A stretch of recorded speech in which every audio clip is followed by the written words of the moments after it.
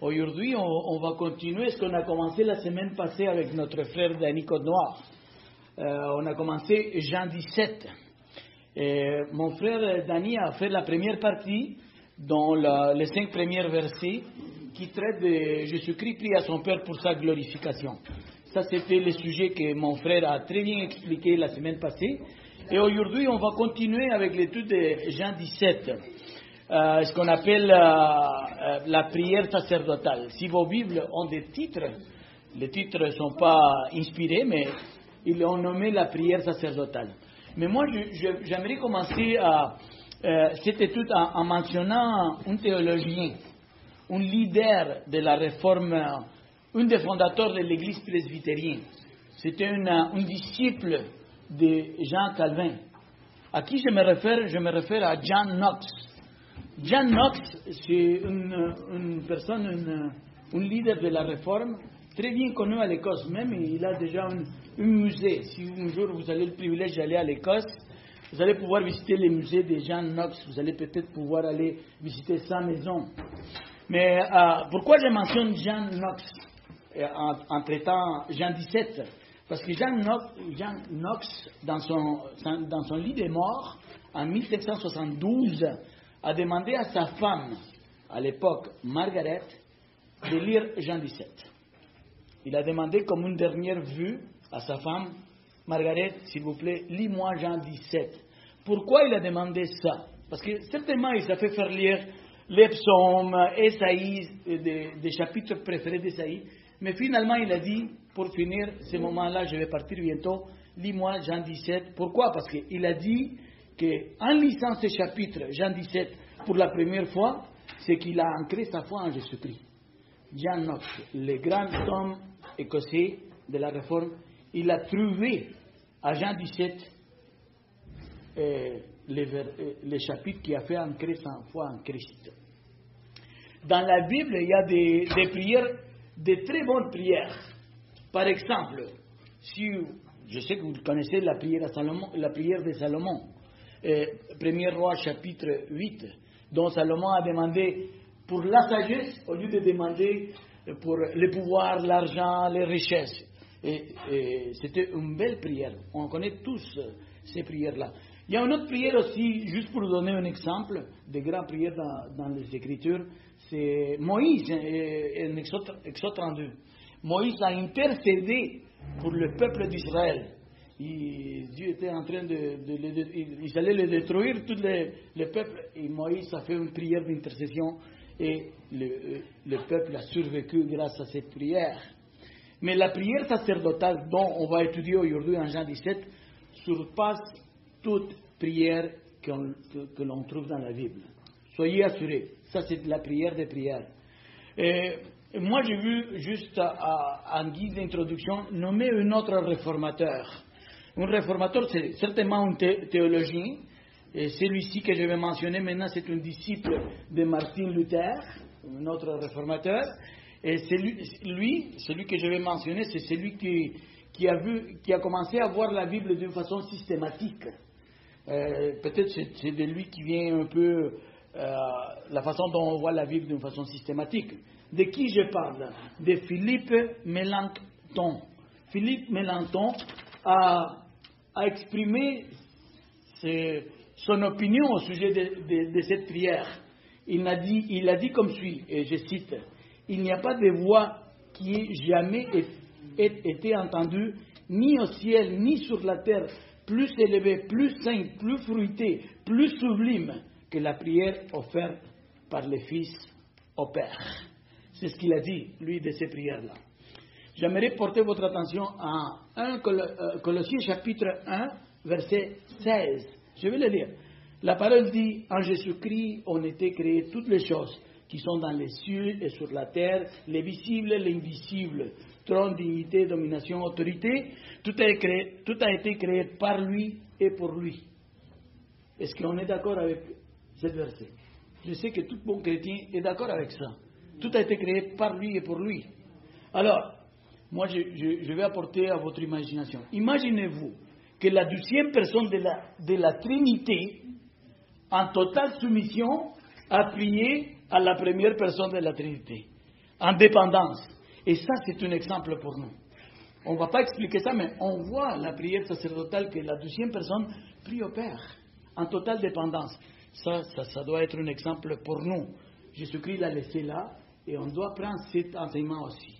Si lui, il a prié, à combien plus forte raison, nous, comme chrétiens, nous devons prier au Père au nom de Jésus constamment. Un chrétien qui ne prie pas constamment est une contradiction en soi. Si vous ne priez pas constamment, c'est un peu contradictoire.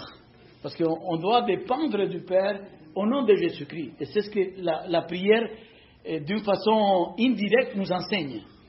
Par exemple, si vous voulez entreprendre quelque chose dans la vie, si vous voulez servir dans le ministère peut-être, même si vous voulez vous marier, vous voulez étudier plus la Bible, vous voulez croître spirituellement, même si vous voulez voyager, des choses petites, des choses qui peut-être semblent sans importance, nous, comme chrétiens, on est appelés à prier avant de faire ces choses-là.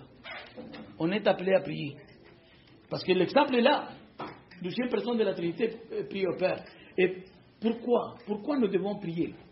Et moi, je veux rester, la plupart de cette étude-là, je vais rester dans l'évangile de Jean. Je vais prendre quelques références croisées. Mais pourquoi on doit prier? Parce que Jean 15,5 nous dit, sans moi, vous ne pouvez rien faire. Ça, c'est la raison. Sans Christ, tout ce que vous allez faire, ça va finir dans la poubelle. Mais si vous priez au Père au nom de Jésus, c'est ce que la parole nous demande. Le Saint-Esprit a inspiré Jean pour qu'on puisse avoir la prière sacerdotale en intégralité. 26 versets.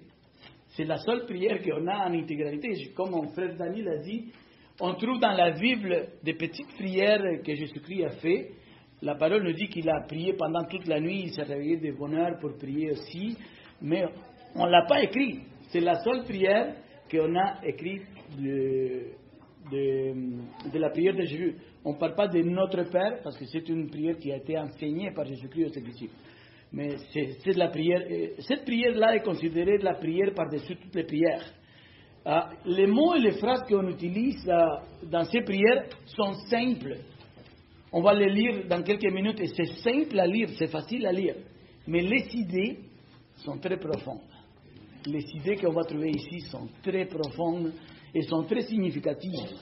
Faisons attention, c'est vraiment quelque chose. Pour moi, les idées qu'on trouve ici sont très difficiles à expliquer, ne sont pas faciles. Mais vraiment, il y a beaucoup d'enseignements ici.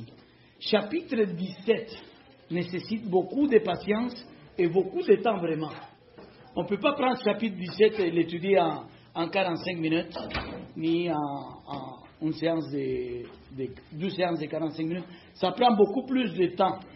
Et nous devons nous remplir aussi d'humilité pour vraiment étudier cette prière. On doit se remplir d'humilité et on doit faire comme la parole nous dit, on doit être pauvre en esprit.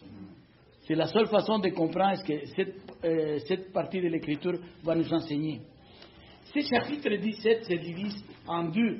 Je discrète avec mon frère la dernière fois, il a dit que cette prière se divise en trois. Mais ne vous inquiétez pas, c'est une discrépance de forme, ce n'est pas une discrépance de fond. Okay? Moi, je l'ai divisé comme ça. Deux divisions seulement. La première division, c'est ce que notre frère nous a enseigné la dernière fois. Jésus s'adresse au Père pour demander sa glorification. Les 5 premiers versets. La deuxième partie, moi je la vois comme ça. Jésus s'adresse à son Père pour intercéder pour ses disciples. Certainement, on va voir aujourd'hui que après le verset 19, Jésus prie pour les disciples qui vont venir. Et c'est là que mon frère fait une division. Il prie à son Père pour la glorification, il prie les disciples qui sont là, et une troisième division, il prie pour les disciples qui viendront.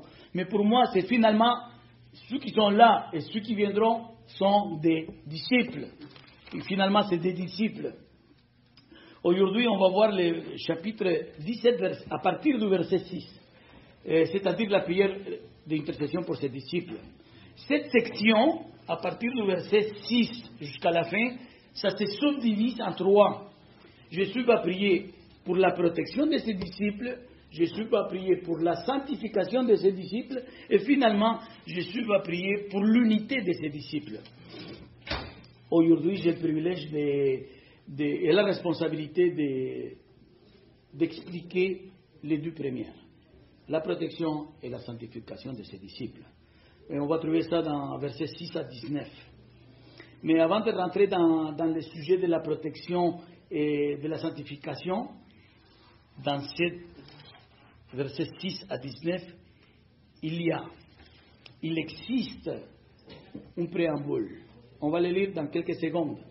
Jésus-Christ veut préparer la fondation à ses demandes. Avec ces préambules-là, il veut préparer le terrain, comme on dit dans un langage colloquial. Il va préparer le terrain pour demander ces 3 choses. Et on va lire à verset 6, le chapitre 17, jusqu'à le verset 10. La parole dit comme suit. Jean 17, verset 6. J'ai fait connaître ton nom aux hommes que tu m'as donnés du milieu du monde. Ils étaient à toi et tu me les as donnés. Ils ont gardé ta parole. Maintenant, ils ont connu que tout ce que tu m'as donné vient de toi, car je leur ai donné les paroles que tu m'as données. Ils les ont reçues et ils ont vraiment connu que je suis sorti de toi et ils ont cru que tu m'as envoyé. C'est pour eux que j'ai pris. Je ne prie pas pour le monde, mais pour ceux que tu m'as donnés, parce qu'ils sont à toi. Et tout ce qui est à moi est à toi, et tout ce qui est à toi est à moi. Et je suis glorifié en eux. Ça, c'est le verset. Et ça, c'est le préambule. Et comme vous l'avez peut-être déjà saisi rapidement, Jésus prie ici pour ses disciples. Ce préambule, c'est une description de ses disciples. Et pour quels disciples il prie ici? Certainement, si on s'en va dans le contexte immédiat, il est en train de prier pour les 11 disciples, pour les 11 apôtres. Judas n'est plus là en ce moment-là, il est déjà parti voir les autorités religieuses. Mais ici, même si on voit directement que ça parle aux 11 apôtres, moi je vais vous poser une question aujourd'hui, à vous tous. Est-ce que vous êtes des disciples de Christ? Vous vous considérez vous-même un disciple de Christ? Ça, c'est la question qu'il faut répondre. Moi, humblement, certainement, je dis que oui. Moi, oui. J'espère que vous allez répondre ça dans votre tête. Si vous avez répondu oui dans votre cœur, dans votre tête, alors par extension, cette prière a été priée pour vous aussi. Parce que si vous vous considérez un disciple de Christ, il y a une pertinence cette prière pour vous aujourd'hui. Sentez-vous concerné quand on va enseigner cette portion? Vous devez vous sentir concerné. Tout l'enseignement est aussi pour vous. Dieu, à l'époque, a intercédé pour nous autres aussi. La prière nous touche à nous autres. Et préparez-vous, parce que chaque fois qu'on fait face à Jean 17, le Saint-Esprit nous donne une opportunité unique d'entendre le cœur de Jésus-Christ en parole. 26 versets. C'est chaque fois que vous lisez à la maison Jean 17, vous êtes en train d'écouter Jésus-Christ parler de son cœur. Ok. La première chose à considérer dans cette préambule, c'est la façon dont Jésus-Christ décrit ses disciples. Et il les décrit d'une façon très spéciale. Il ne l'appelle pas mes disciples. Il les décrit comme suit. Ceux que tu m'as donné. Il les décrit comme ça. Ceux que tu m'as donné. Ceux, les disciples, que tu, le Père, Jésus-Christ, a donné. Et je vous invite à regarder avec moi, chapitre 17, combien de fois Jésus-Christ décrit ses disciples. Verset 2 dans la deuxième partie. Afin qu'il accorde la vie éternelle à tous ceux que tu lui as donnés. Jésus-Christ parle ici en troisième personne, mais c'est lui, c'est Jésus-Christ. Verset 6. J'ai fait connaître ton nom aux hommes que tu m'as donnés. Le même verset 6, il dit, tu me les as donnés. Verset 9. mais pour ceux que tu m'as donnés. Verset 11. Garde en ton nom ceux que tu m'as donnés. Verset 12. Je les ai gardés à ton nom ceux que tu m'as donnés. Finalement, verset 24. Père, je veux que là où je suis, ceux que tu m'as donnés soient aussi avec moi. Comme vous voyez, Jean, il nous laisse un trésor ici. La façon dont Jésus-Christ a appelé ses disciples. Ceux que tu m'as donnés. On voit à travers tout le chapitre 17 cette mention. Et non seulement ici, on peut aller, et je vous invite à aller à Jean 6, verset 37.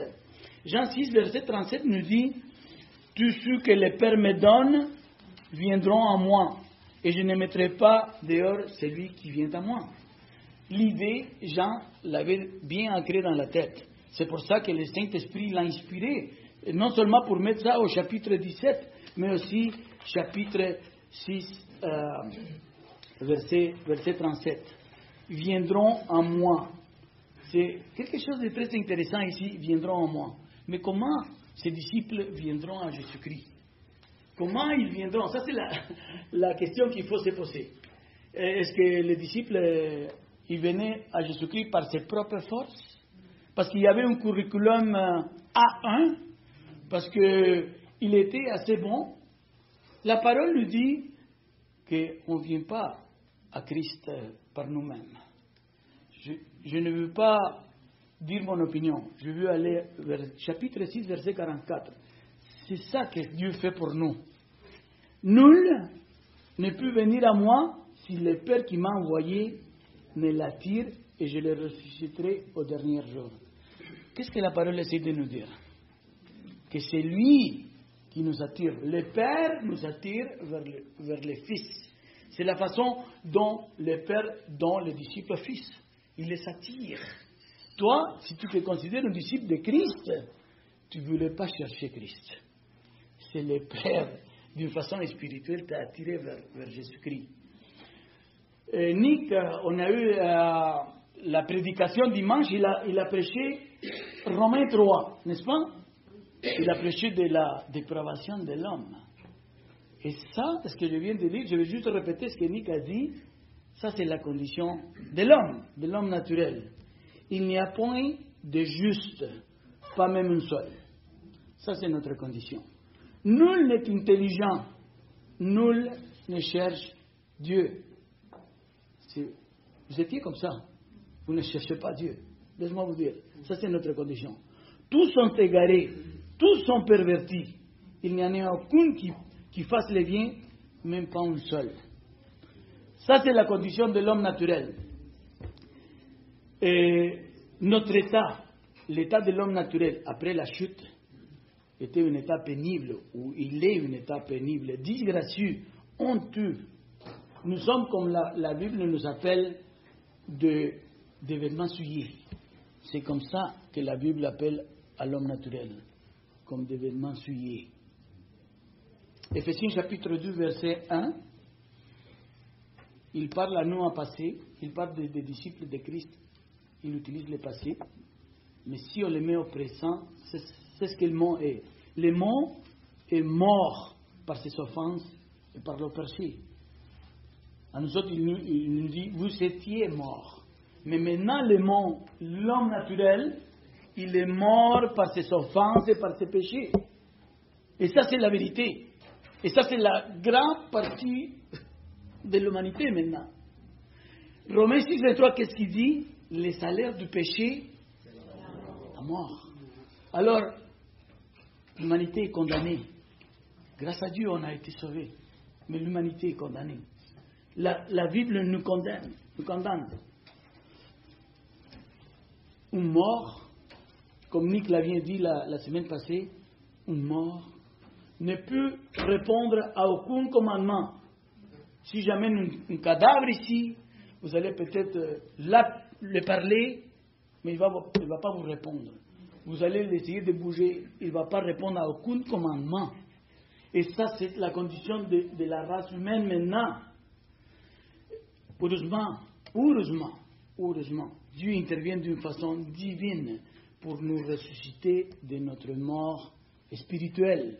C'est ce que la parole nous dit. Je vais essayer d'expliquer ça. Comme j'ai dit, ça fait quelques secondes. Pour moi, c'est un peu difficile d'expliquer. Mais il faut essayer quand même. C'est aujourd'hui qu'ils m'ont donné le privilège d'enseigner la parole. Je vais essayer d'expliquer ces parties-là avec un exemple biblique facile à comprendre. Rappelez-vous de Lazare. Lazare, la parole nous dit qu'il était mort déjà depuis 3 jours.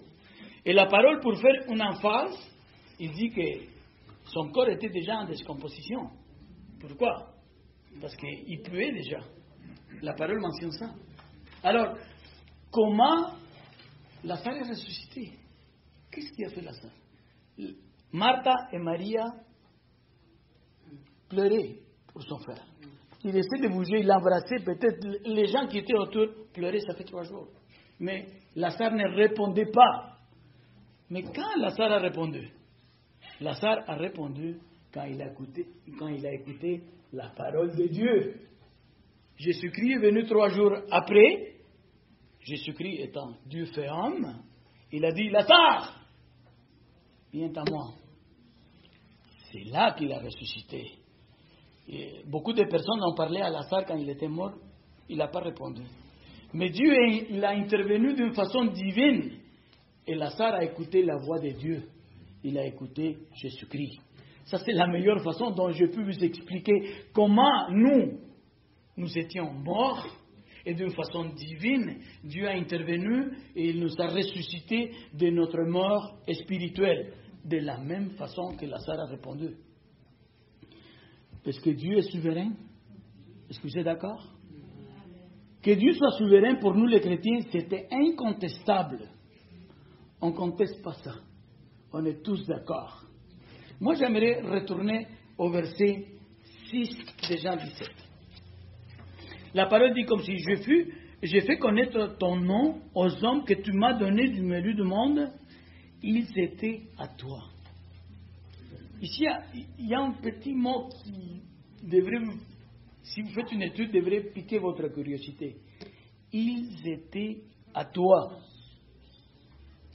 C'est le Père, c'est Jésus-Christ qui parle du Père. Et il parle au sujet des disciples. Ils étaient à toi. Mais quand? Quand ils étaient ses disciples au Père? Quand? Je vais vous donner l'explication et je vais essayer d'argumenter ça avec la parole. Quand? Si vous vous demandez quand ces disciples étaient au Père, la réponse est qu'ils étaient au Père dans l'éternité passée, avant la fondation du monde. Et non seulement les 11. C'est pour ça que je vous ai posé la question au début. Est-ce que vous êtes des disciples?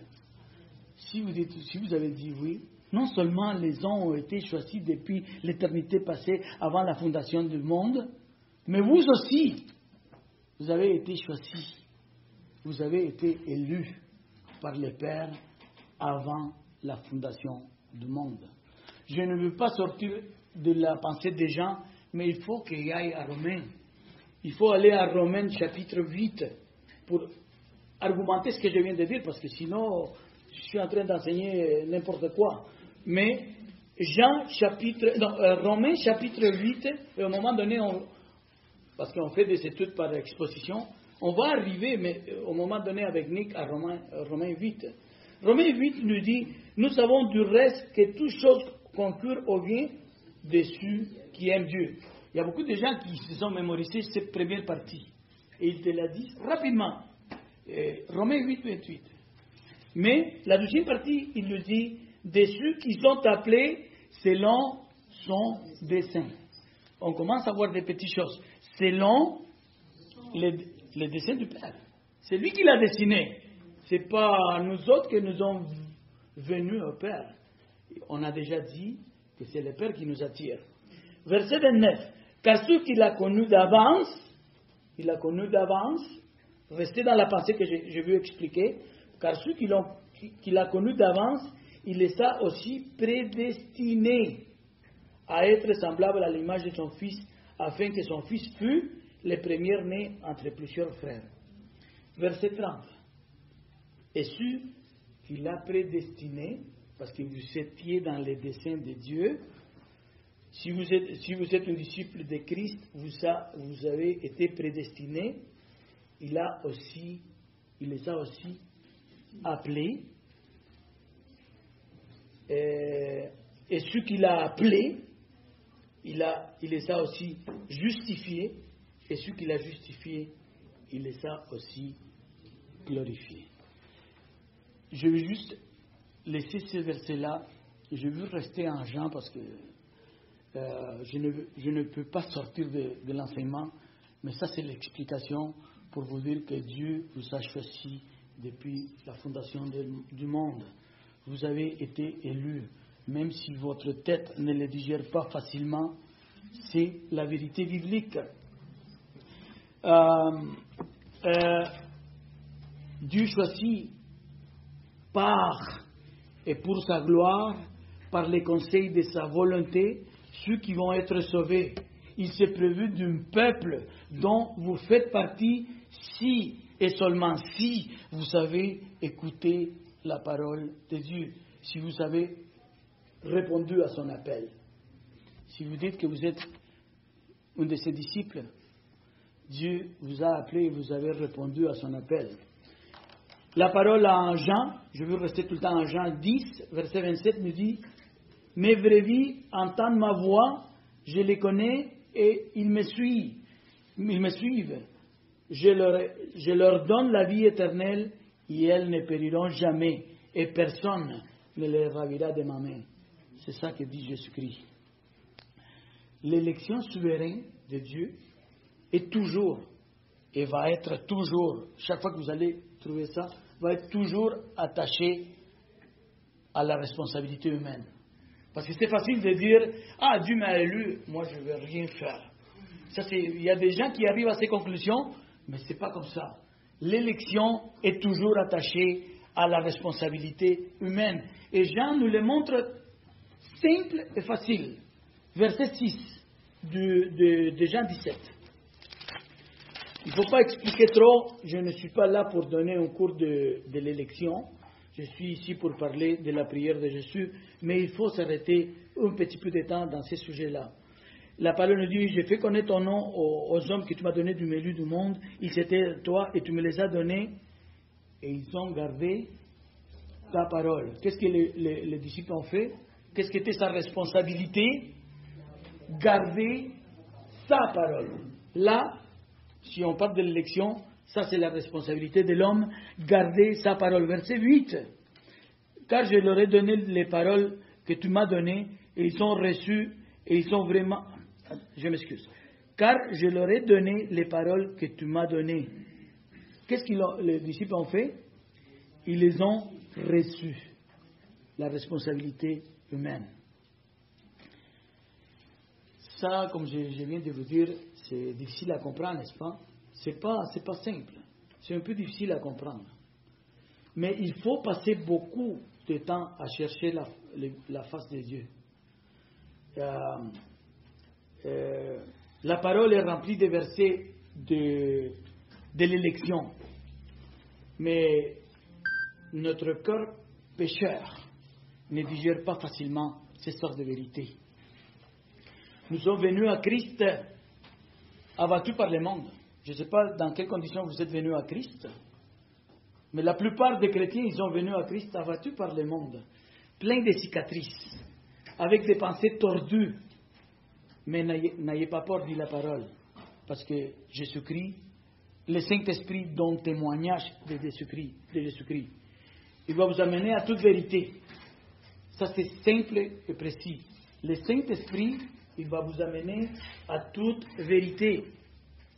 Il va commencer à mettre à terre toutes les forteresses bâties expressément par les diables, par Satan, par le monde et par votre chair aussi. Parce que nous, avec notre chair, on bâtit des forteresses. Et notre orgueil, notre autosuffisance, notre fausse humilité. On vient contaminé par le monde. Hein? Si vous avez reçu Christ à l'âge de 25 ans, vous avez été contaminé 25 ans par le monde, par la pensée de ce monde, par Satan, par votre orgueil. Peut-être vous avez un poste avant de venir à Christ, vous avez un poste de CEO dans une compagnie. Et vous êtes venu avec tous ces bagages au pied de Christ. Et vous avez reconnu que vous êtes un pauvre en esprit. Mais le Saint-Esprit, il va mettre à terre toute forteresse. La parole dit que le Saint-Esprit te fera connaître la vérité. Et la vérité te rendra libre. Ce n'est pas facile à expliquer. C'est ce que je viens d'expliquer. Mais mon but aujourd'hui, ce n'est pas d'expliquer l'élection, mais c'est juste de l'aborder rapidement. J'ai abordé ce sujet d'une façon sommaire. J'espère vraiment avoir piqué votre curiosité, parce que j'aimerais que vous allez à la maison et réviser un peu de ça. L'élection, la dépravation humaine, les livres arbitres sont des sujets très importants pour notre foi chrétienne. Et j'exhorte vraiment l'Église à étudier ça d'une façon particulière, personnelle, et non seulement ça, d'une façon collective. On doit étudier ce genre de sujets.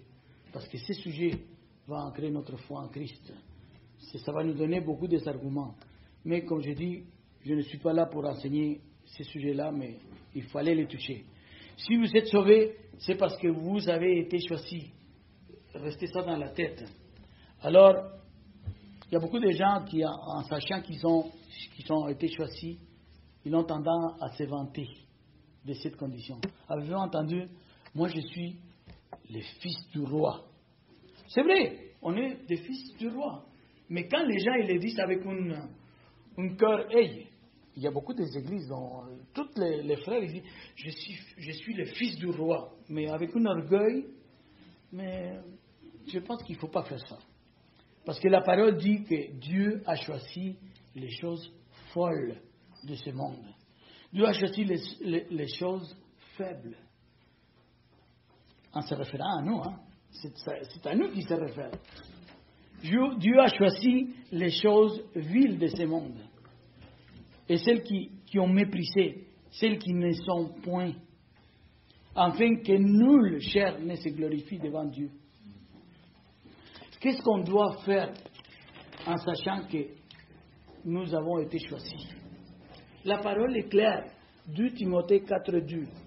Qu'est-ce qu'on doit faire? Prêcher la parole. Insiste en tout temps et occasion favorable ou non favorable. Reprend, censure, exhorte avec toute douceur et en instruisant. C'est ce que nous, comme chrétiens, nous devons faire. Avez-vous été choisis par les pères avant la fondation du monde? Alors, ce qu'il faut faire, c'est aller prêcher l'évangile. On doit insister dans des temps favorables et des temps qui ne sont pas favorables.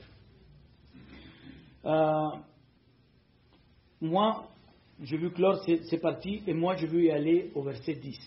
Si vous m'accompagnez à lire verset 10, ici en curiosité.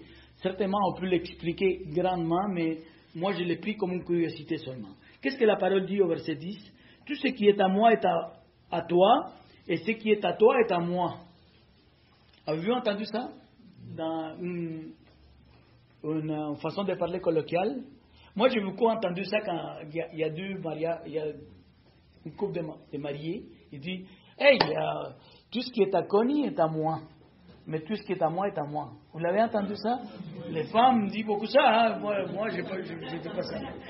Mais c'est ça qu'ils disent. Tout ce qui est à moi, tout ce qui est à moi est à toi, mais tout ce qui est à toi... C'est comme ça que les gens se réfèrent. Mais moi c'est curiosité pourquoi je l'ai pris. Parce que ça, vous voyez, Jean, dans son évangile, qu'est-ce qu'il cherche? Il cherche de prouver la divinité de Christ. Ça, c'est le sujet principal de Jean. C'est ça qu'il essaye de faire. Et ça, c'est un verset que vous pouvez utiliser pour défendre et pour prouver aux autres que Christ est divin. Pourquoi? Parce que cette sorte de statement, on peut le dire seulement entre deux semblables. Je peux dire que vous êtes mon semblable parce que vous avez accepté à Christ. Et de cette façon-là, on est semblable. On a la même foi. Si je l'extrapole à Connie, on est semblable parce qu'on est mariés. La parole dit que son corps ne l'appartient pas et mon corps ne m'appartient pas. On s'appartient mutuellement. Et entre semblables, on peut se dire des choses. Mais je ne peux jamais dire Dieu. Tout ce qui est à toi est à moi et tout ce qui est à moi est à toi. Ça ne marche pas comme ça. Ça marche entre des égaux. Et ça, c'est une façon dont Jésus-Christ a dit, je suis divin. Tout ce qui est au Père est à moi. Et tout ce qui est à moi est au Père. Ça, c'est une petite curiosité que je voulais juste apporter. Vous pouvez l'étudier plus approfondi. On y va à l'intercession, versets 11 à 16. On va commencer par l'intercession. On va lire à partir du verset 11. Je ne suis plus dans le monde et ils sont dans le monde. Et je vais à toi, Père Sainte, garde en ton nom tout ce que tu m'as donné afin qu'ils soient une comme nous. Lorsque j'étais avec eux dans le monde, je l'ai gardé en ton nom. J'ai gardé ce que tu m'as donné et aucun d'eux ne s'est perdu, sinon le fils de la perdition, afin que l'écriture fût accomplie. Et maintenant je vais à toi et je dis ces choses dans le monde, afin qu'il aille en eux ma joie parfaite. Je leur ai donné ta parole et le monde les a haïs, parce qu'ils ne sont pas du monde comme moi je suis pas du monde. Je ne prie pas pour les ôter du monde, mais pour les préserver du mal. Ils ne sont pas du monde comme moi je ne suis pas du monde. On commence la division. Ici, Jésus-Christ prie pour la protection de ses disciples. On voit clairement au verset 10, gardez-les en ton nom. Verset 11, je les ai gardés en ton nom. Verset 15, préservez-les du mal.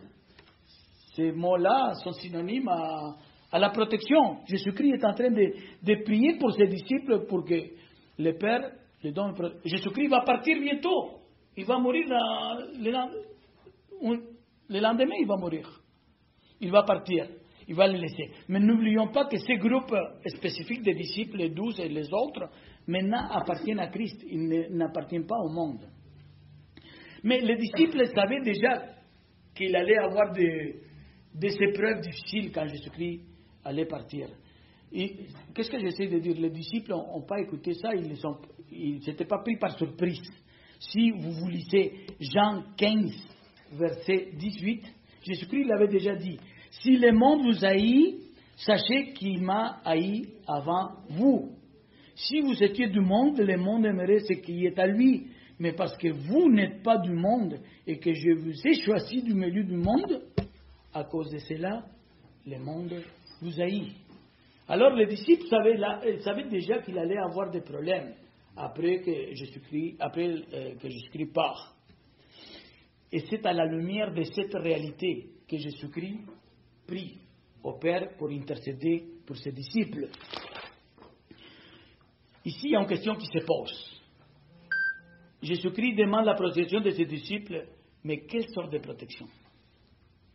Quelle sorte de protection si on lit au chapitre 16 de Jean, versets 1 et 2, que Jésus-Christ avait dit à ses disciples, j'ai dit ces choses afin qu'elles ne soient pas pour vous une occasion de chute.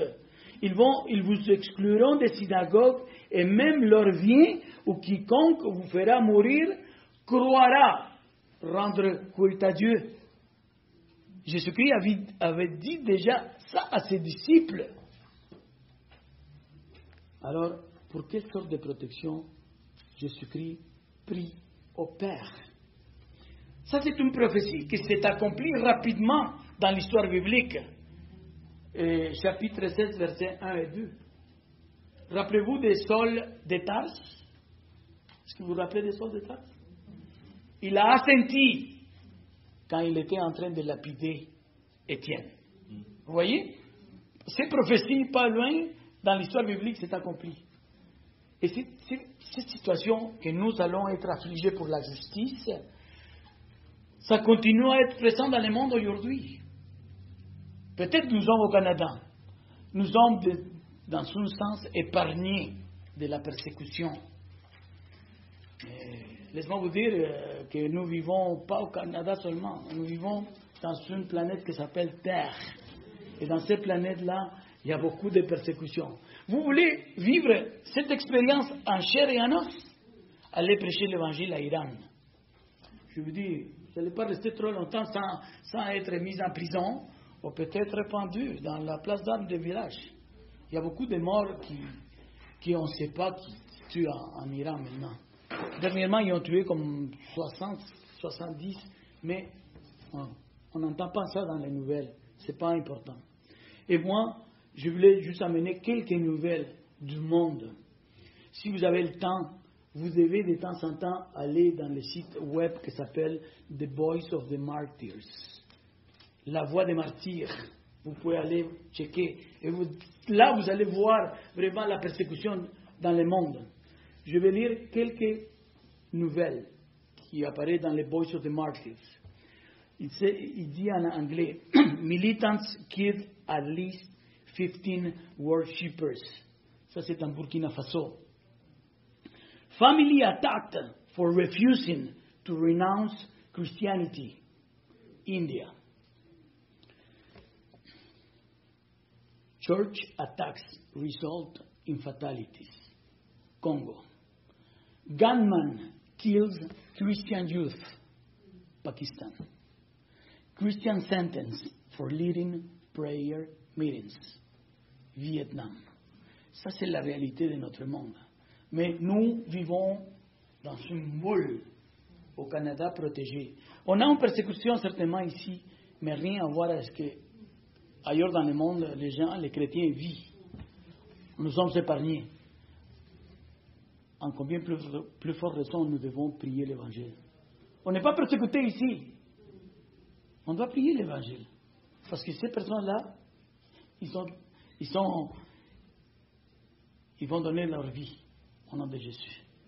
Mais nous sommes ici, nous ne sommes pas persécutés. On doit prier. Ok, moi je retourne. Je voulais juste faire une à côté. Je retourne à l'intercession pour ses disciples. Comment concilier chapitre 16, versets 1 et 2, qu'on vient de lire, avec chapitre 17, verset 9 qui dit « C'est pour eux que j'ai pris ». Verset 11 dit « Garde en ton nom ce que tu m'as donné ». Verset 15 « Préservez-les du mal ».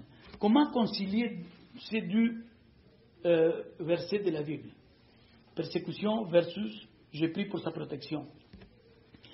Il y a une petite phrase qui va faire toute la différence, qui va m'aider à vous expliquer cette apparente contradiction. Comment je vais prier pour sa protection, mais je viens de dire qu'ils vont être mis à mort.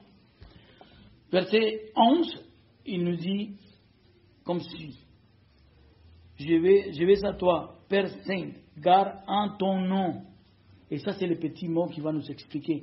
En ton nom. Verset 12, il dit, je les ai gardés en ton nom. En ton nom. Petit mot. En ton nom. Gardez-les en ton nom. Préservez-les en ton nom. En je suis. En ego eimi. En Jéhovah. En Yahweh. C'est ce que la parole essaie de nous dire. En Yahweh. Ça, c'est le nom propre de Dieu. Et le nom propre de Dieu révèle son caractère. Je vous demande une question. Est-ce que vous êtes enfant de Dieu? Vous considérez un enfant de Dieu? Si vous dites oui, moi aussi, nous devons connaître de plus en plus le nom de Dieu. Qu'est-ce que ça veut dire le nom de Dieu? On est appelé à connaître Dieu dans toute sa profondeur. Nous, comme des enfants de Dieu. Si vous avez dit que vous êtes enfant de Dieu, on est appelé à connaître son nom. Le nom de Dieu révèle son caractère, son amour, sa justice, son pouvoir, sa miséricorde, sa grâce, son humilité et son immutabilité, sa souveraineté, etc., etc. C'est ce que révèle le nom de Dieu. Jésus-Christ les a gardés pendant 3 ans et demi en son nom. C'est ça que Jésus-Christ a fait. Il les a gardés pendant 3 ans et demi en son nom. Jésus, d'une façon objective, pendant ces 3 ans et demi, il les a montrés au Père. Il a montré l'amour de son Père.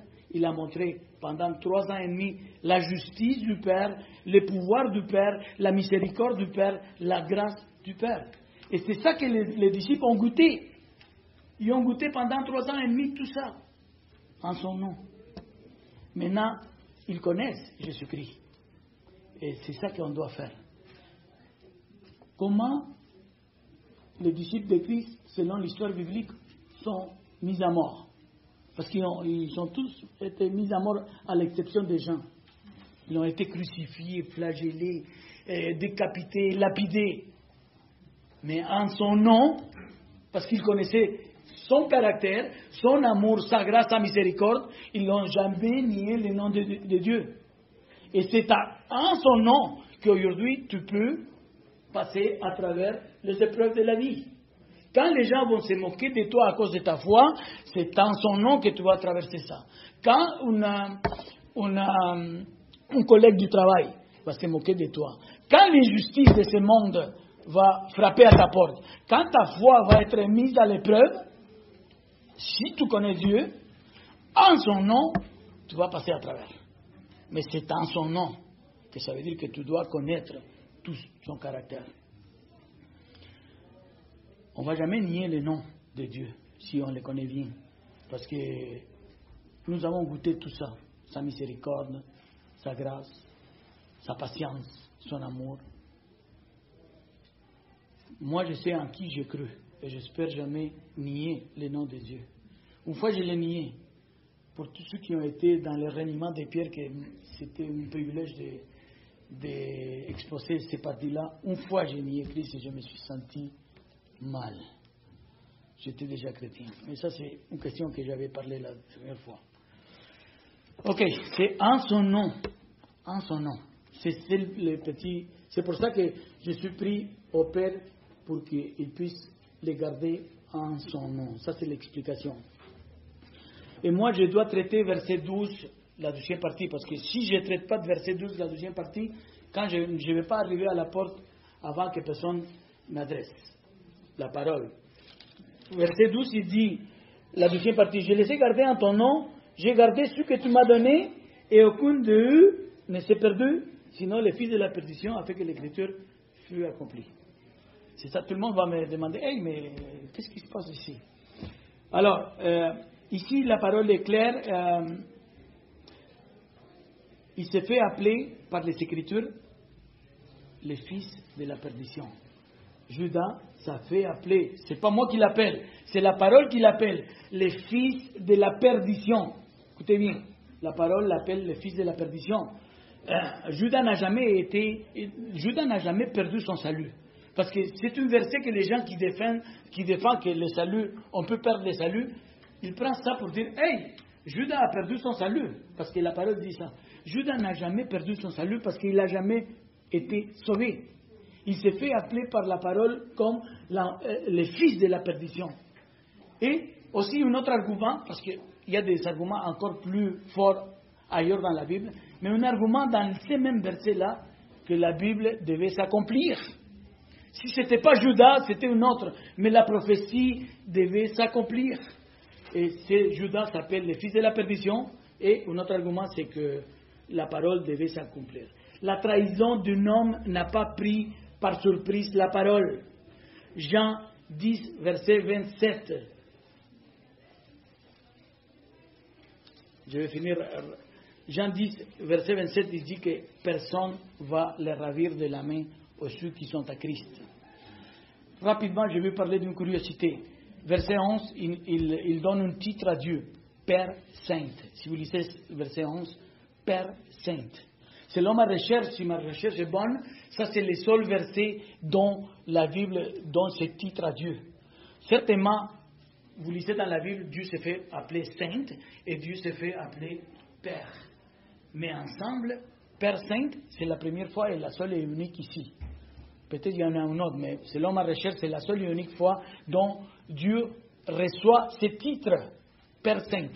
Alors je vous demande, qui dans ce monde ici se fait appeler Père Saint? Faisons attention, Exode 27, les 10 commandements dit, tu ne prendras point le nom de l'Éternel, ton Dieu, en vain. C'est une petite curiosité. On va passer rapidement à la dernière intercession qui m'est adressée à moi pour enseigner. Versets 17, 18 et 19. Rapidement. Sanctifie-les par la vérité, ta parole est la vérité, comme tu m'as envoyé dans le monde, je les ai aussi envoyés dans le monde, et je me sanctifie moi-même pour eux, afin qu'eux soient sanctifiés par la vérité. Jésus-Christ ici demande par la sanctification de ses disciples. Il dit, sanctifie-les, qu'ils soient sanctifiés. Il va se sanctifier pour qu'ils soient sanctifiés. Jésus prie pour le Père pour la sanctification de ses disciples. Et moi, j'ai vu qu'on tient compte du verset 15. Je n'étais pris pas pour les ôter du monde, mais pour les préserver du mal. Jésus-Christ ne veut pas qu'on vit dans les monastères. Il y a des gens qui disent non, Jésus-Christ ne veut pas qu'on vit dans un monastère. Il ne veut pas qu'on achète un grand terrain et on bâtisse des maisons des chrétiens et à la porte on rentre avec notre identification spirituelle et tout est en harmonie dans ces quartiers-là parce que c'est un quartier chrétien. Il y a des compagnies qui font ça maintenant. Ils viennent aux églises demander, je vais faire un quartier des chrétiens. Tout va être en paix, personne ne va vous déranger. Jésus-Christ ne veut pas ça. Il ne veut pas non plus qu'on se renferme dans les 4 murs du temple. La parole nous appelle comme la sel du monde. C'est nous que nous donnons la saveur à ce monde-là. Nous sommes appelés la sel du monde. Il veut qu'on soit sanctifié. Je vais prendre quelques minutes. Le mot sainte, qu'est-ce que ça veut dire le mot sainte d'une façon littérale dans la russe? Séparation, consécration, mise à part. Si on voit ça très dictionnaire, c'est ça. Dans le contexte religieux global, ça veut dire être loin de tout ce qui est profane et proche à ce qui est divin. C'est ce qui, d'une façon générale, la signification religieuse, c'est ça. Mais pour nous autres, les chrétiens, être saint signifie être mis à part pour une utilisation exclusive de Dieu. Être sainte ça ne veut pas dire la perfection, ça ne veut pas dire non plus bonté, abnégation, bonacérie, candeur. Ça ne veut pas dire ça, parce qu'il y a beaucoup de gens qui disent sainte. Ils regardent, c'est la perfection. C'est pas ça. Nous les définissons comme chrétiens, mis à part pour une utilisation exclusive de Dieu. Vous vous rappelez le mont Sinaï? Le mont Sinaï a été mis à part. Il a été choisi dans des autres et il a été mis à part. Pourquoi? Parce que Moïse a reçu les tables de la loi au mont Sinaï, il a été mis à part. Personne ne pouvait monter à l'époque, sinon ils allaient être mis à mort. Un autre exemple rapidement, les vases d'honneur qui étaient mis à l'entrée des synagogues. Ils étaient pour l'utilisation exclusive du temple et pour la liturgie. Personne ne pouvait toucher d'une façon différente ces vases d'honneur. C'est mis à part. Et de la même façon, Jésus-Christ a été mis à part pour une utilisation exclusive. C'est quoi? Pourquoi il a été mis à part? Pour amener la rédemption de l'homme. Il a été mis à part pour racheter un peuple, pour ses cellules, pour sa gloire.